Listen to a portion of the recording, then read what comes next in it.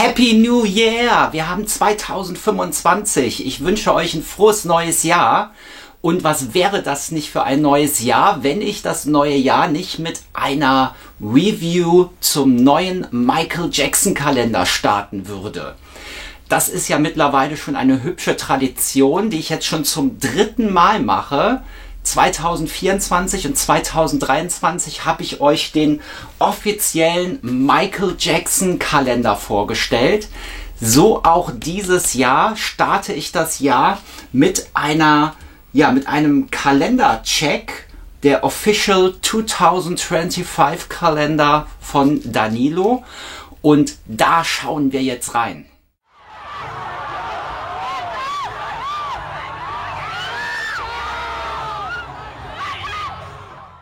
Ich bin euer Harry, wir haben 2025, das neue Jahr ist ja noch so jung und frisch und ich bin gespannt, was das Jahr uns bringt.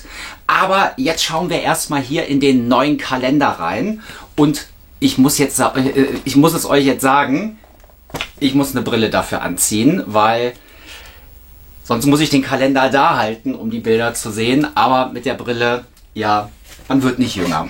Aber da schauen wir jetzt rein. Also fangen wir mal mit dem Cover an. Es ist die History-Statue, die wir auch vom legendären History-Album kennen. Und warum History-Kalender? Weil das History-Album 2025 sein 30-jähriges Jubiläum feiert. Hier steht auch drauf, Michael Jackson Official 2025 Kalender. Und auf der Rückseite sind die ganzen Bilder drauf. Die will ich mir aber jetzt nicht anschauen. Die will ich mir live hier drin anschauen mit euch. Und vielleicht fällt mir auch zu dem ein oder anderen Foto eine kleine Geschichte ein. Mal gucken, was uns erwartet.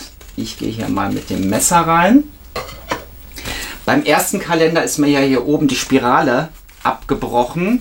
Das könnt ihr übrigens im Video von damals sehen, in einer der ersten Folgen von MJ Update. Aber jetzt machen wir erstmal die Folie ab. So, die Folie ist ab.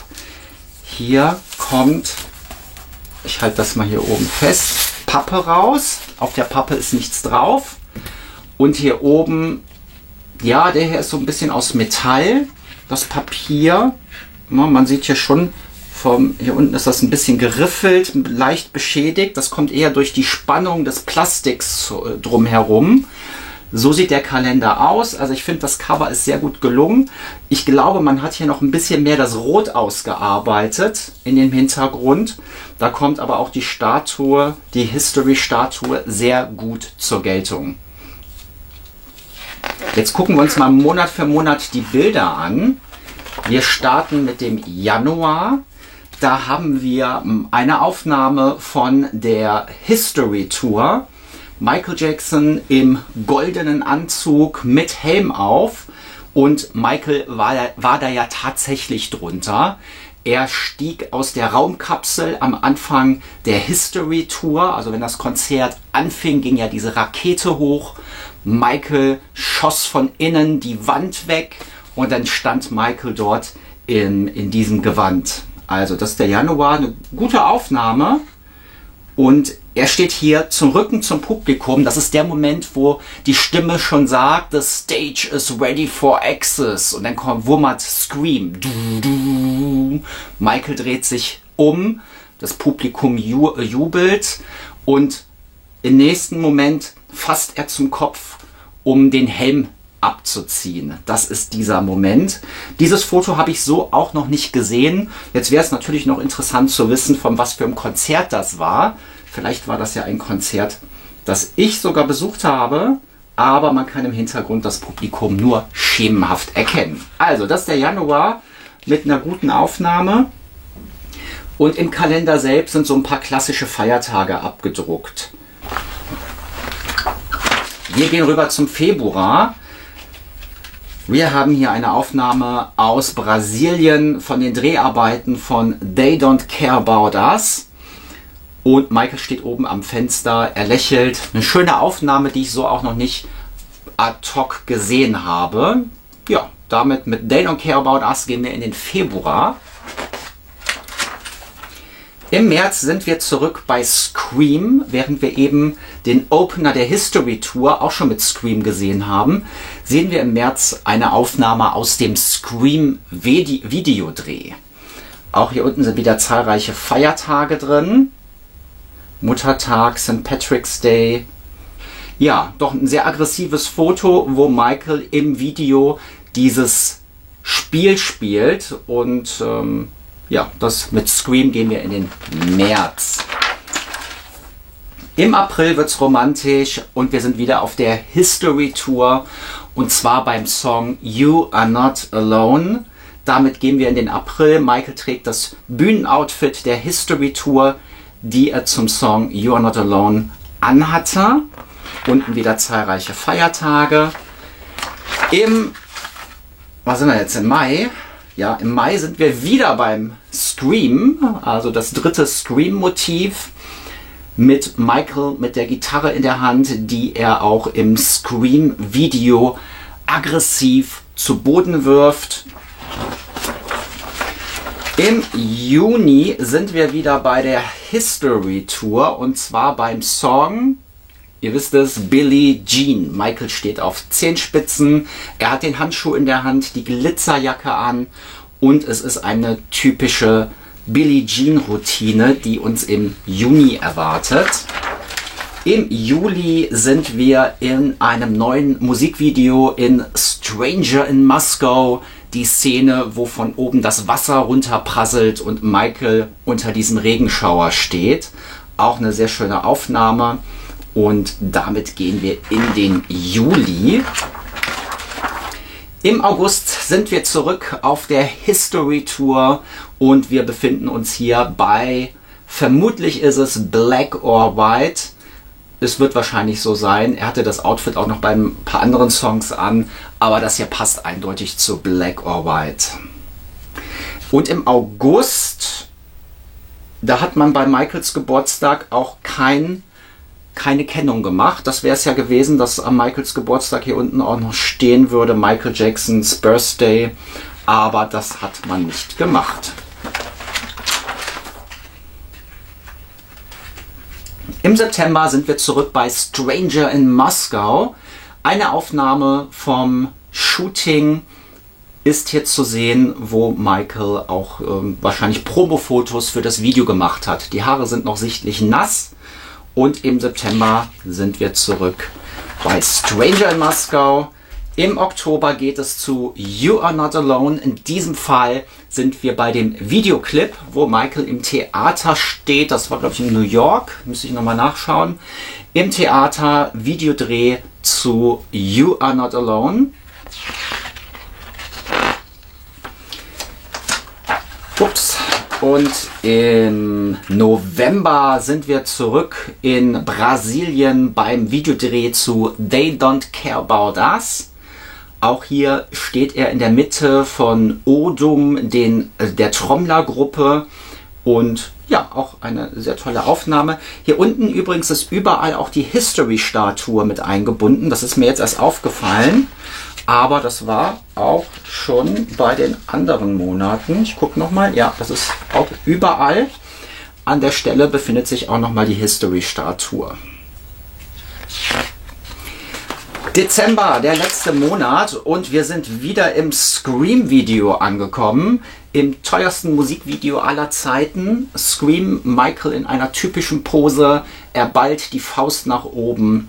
Und ja, damit endet denn der Kalender. Im Dezember sind wir bei Scream und damit macht fast die Hälfte der Motive des Kalenders machen Scream-Motive aus. Ich gucke nochmal hinten auf die Gesamtübersicht. Also wir haben Scream Live, Scream Videodreh, nochmal Scream Video und nochmal Scream. Viermal haben wir Scream-Motive. They Don't Care About Us haben wir 2 Motive. You Are Not Alone haben wir auch 2 Motive.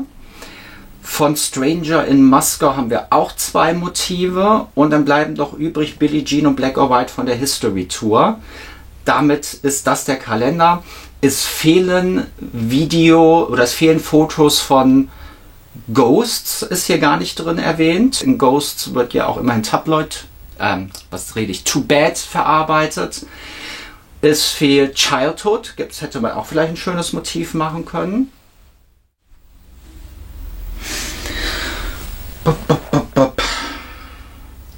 Earth Song. Hier ist gar nichts vom Earth Song drauf. Ja, das ist natürlich...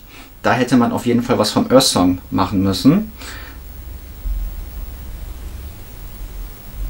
Ja, also bei allem, was ich jetzt hier so sehe, der Earth Song fehlt und der fehlt auch schmerzlich, wie ich finde, dass der hier nicht mit drauf ist, weil History war ja immerhin einer der größten Hits in Deutschland von Michael Jackson. 6 oder 7 Wochen auf Platz 1. Wetten, das Auftritt nicht zu vergessen.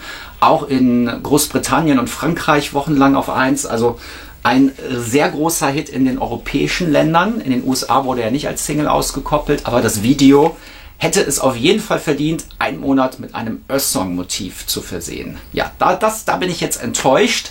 Gut, dass ich hier nochmal drauf geschaut habe. Ja, wie findet ihr diesen neuen Kalender? Grundsätzlich bekommt er von mir eine gute Bewertung. Ich finde ihn richtig gut aufgemacht. Er hat auch eine gute Motivauswahl.